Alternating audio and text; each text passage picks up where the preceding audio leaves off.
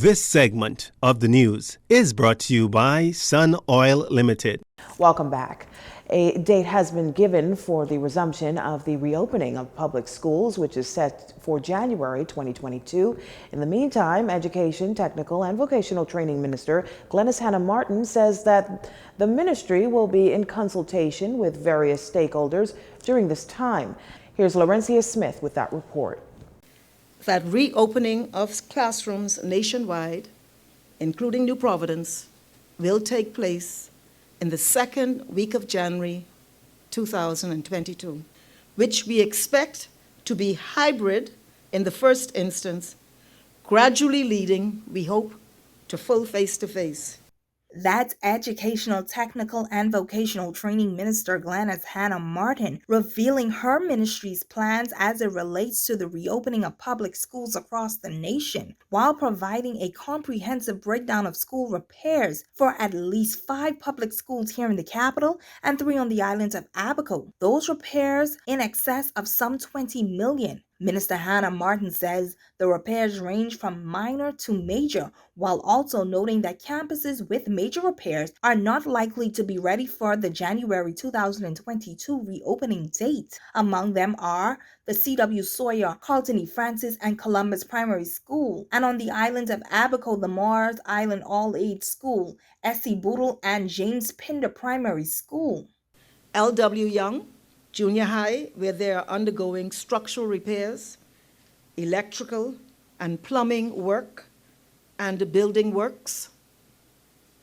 Yellow Elder Primary, which is undergoing structural and building works. Sybil Strawn Primary, which is undergoing roof installation, electrical and building works. Ridgeland Primary, which is undergoing structural repairs, building repairs, electrical installations, window installations. Uriah McPhee, which is undergoing major roof repair and interior classroom repair and electrical installations. S.C. McPherson Junior High, which is undergoing structural repairs and building repairs. Meantime, Deputy Permanent Secretary in the Ministry of Education, Devon Turnquest, says that the $20 million has already been budgeted. However, additional funds are needed. He noted that every summer for 6 weeks, capital works at public schools are undertaken. DPS Turnquest also addressed the delay in the repair, which is a normal occurrence each academic year. The project officers are assigned to every contract who oversee these works daily. Okay? So, it's just that 6 weeks is a very short time to get the work done. Presently, the Ministry of Works is working on putting together a program that can facilitate repairs year-round. Okay, so that is being discussed, and they will come back to us with a program that hopefully will alleviate the situation. Public school students have been learning via virtual learning or hybrid models, or both virtual learning and limited to face-to-face since 2020. I'm Laurencia Smith for Jcn News. A confirmation of appointments and recognition ceremony held for immigration officers at the National Training Agency today, some according to Immigration and Labor Minister Keith Bell, waiting more than 10 years for this very moment. In delivering his keynote address, Prime Minister Philip Davis says upon coming into office, he met requests for promotions that were sitting on the minister's desk for at least 4 years. That was simply unacceptable. Our teams went to work from day one to clear this backlog and get our immigration officers these well-deserved promotions.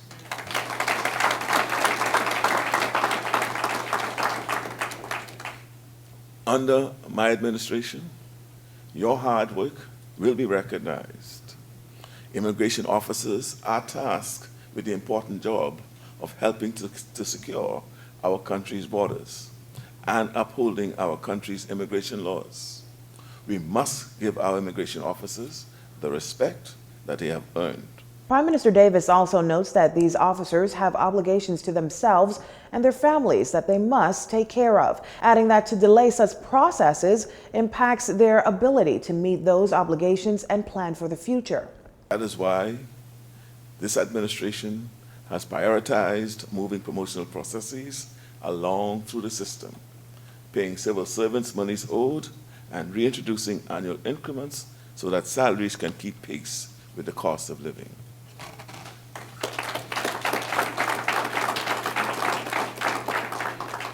Today, I wish to implore all of you to continue to excel on the job, continue to fulfill the mission of the Department of Immigration. I challenge you to continue to go beyond the call of duty in providing efficient and effective service to this nation, as your role is critical to the continued social advancement of this country.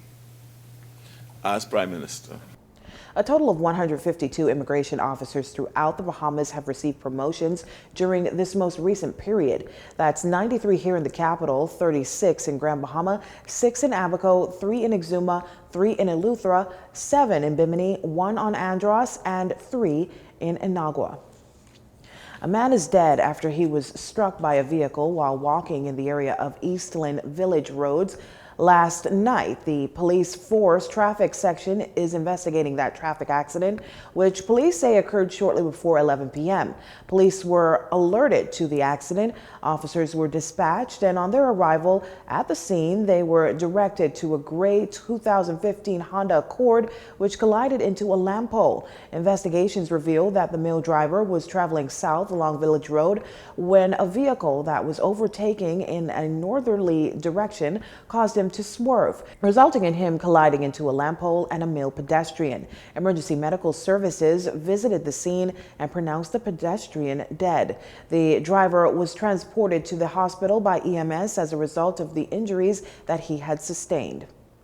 The National COVID-19 Consultative Committee releasing its vaccination center schedule for New Providence this week, November 8th to November 14th. The Church of God of Prophecy Center on East Street and the Kendall G. Isaacs Gym, University Drive, will offer first and second doses of Pfizer and one-shot Johnson & Johnson, Monday to Friday between 9 a.m. to 4 p.m.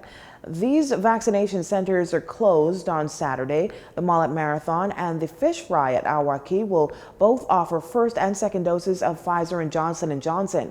Friday, you may book your appointment at the booking desk on both sites, and on Saturday, the center at the Mall at Marathon is open between the hours of 10 a.m. to 6 p.m., while at Fish Fry, jabs will be administered between 2 p.m. and 8 p.m. You're watching JCN News. Stay with us. This segment of the news has been brought to you by Sun Oil Limited.